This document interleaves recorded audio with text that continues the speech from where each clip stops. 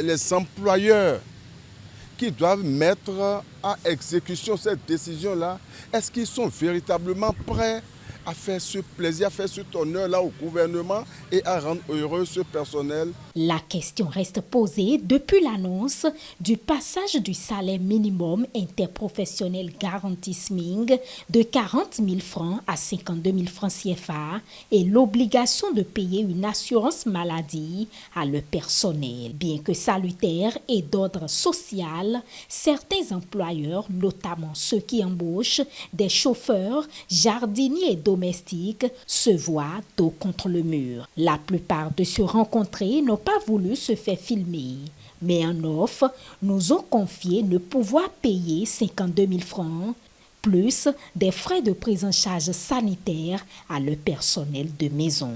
Ceci au regard de ce qu'ils apportent déjà à ces derniers en termes d'hébergement, de prise en charge sociale, jusqu'à la mise en apprentissage de certains d'entre eux.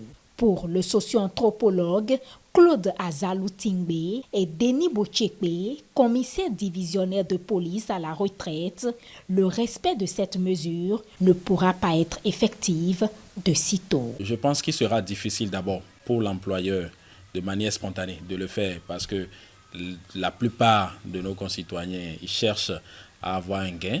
Deuxièmement, il sera beaucoup plus difficile également à l'employé qui se fait embaucher de cette manière de déclarer ou de dénoncer, je vais dire, parce qu'il y a souvent quelqu'un qui est dans une situation pire qui risque de vous piquer votre place dès que vous essayez en fait de vous conformer par rapport à cette nouvelle réglementation. La conséquence, c'est que, de mon point de vue, je peux me tromper, beaucoup risquent de perdre leur emploi. Parce que, ne pouvant pas être payés au taux recommandé par l'État, c'est-à-dire c'est à pile ou à face. Ou vous restez chez moi pour être payé à tel montant et on fait route ensemble, ou bien vous n'êtes pas d'accord, vous ne pouvez pas accepter les conditions dans lesquelles je vous mets, vous partez. Donc, dans cette situation-là, l'employé est obligé de faire le jeu, de rester, parce que pour lui, c'est tout simplement une question de survie. Tout simplement une question de survie. Le relèvement du SMIG et l'assurance santé viennent bousculer les habitudes sociologiques et sécuriser davantage ceux-là qui ont longtemps été employés au noir. C'est ce que pense Albin Felijo, président de la Confédération nationale des employeurs du Bénin. On est dans un environnement, ne l'oubliez jamais, et que vous-même qui m'interviewez, vous avez à la maison une nièce, un parent, et qui, dans les habitudes comportementales usuelles de nos pratiques et de nos traditions, c'est la prise en charge de ces personnes-là à qui on paye une scolarité, on paye un apprentissage et qui vous aident à la maison à s'occuper des enfants en bas âge. N'eût été la pratique de faire venir ces personnes-là du village et de leur donner une formation en retour de quoi elles vous apportent une aide substantielle, c'est aussi du social qui ne dit pas son nom.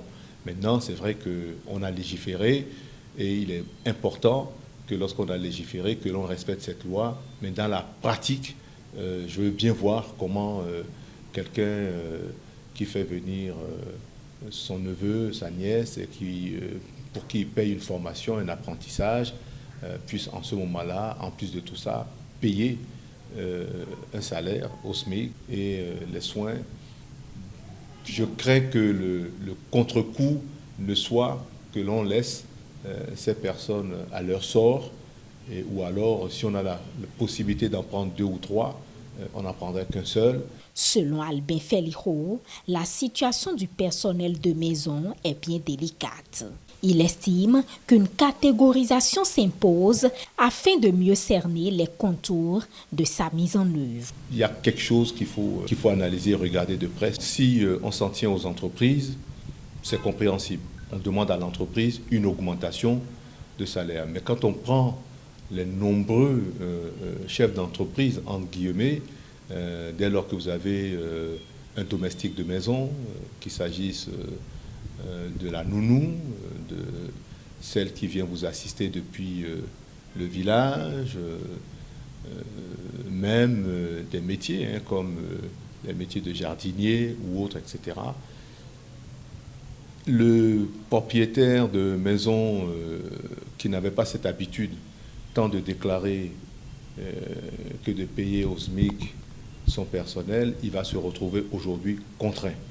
Et là, effectivement, ça ne va pas être aisé de demander à quelqu'un comme ça, en plus de l'augmentation du salaire, en plus de la prise en charge des frais, des soins sanitaires, puisque ça aussi, ça avoisine entre 4 000 et 6 000 francs, ça ne va pas être aisé.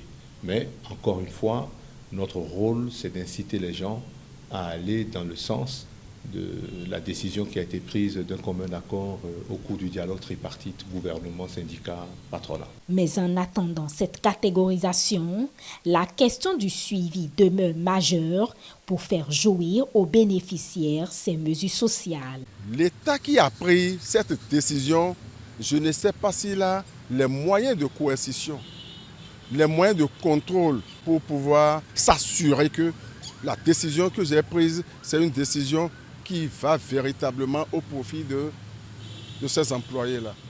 Qu'on fasse l'effort pour les répertorier. C'est-à-dire qu'on ne doit plus recruter un chauffeur comme on le faisait. C'est un ami qui apporte son frère, c'est un cousin qui... Non. Il faudrait qu'on ait une base de données pour retrouver ce personnel-là.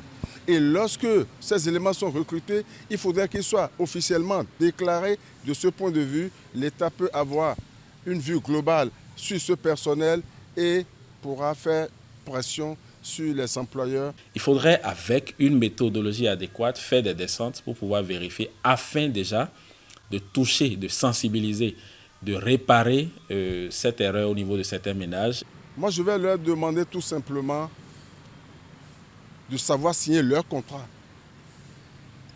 Lorsqu'ils travaillent, ils n'ont qu'à, se perfectionner. Il faut qu'ils évitent les négociations de l'ombre. Avant le 1er janvier 2023, des sensibilisations se tiennent pour vulgariser ces mesures prises par le gouvernement, les partenaires sociaux et les membres du patronat béninois le 6 décembre 2022.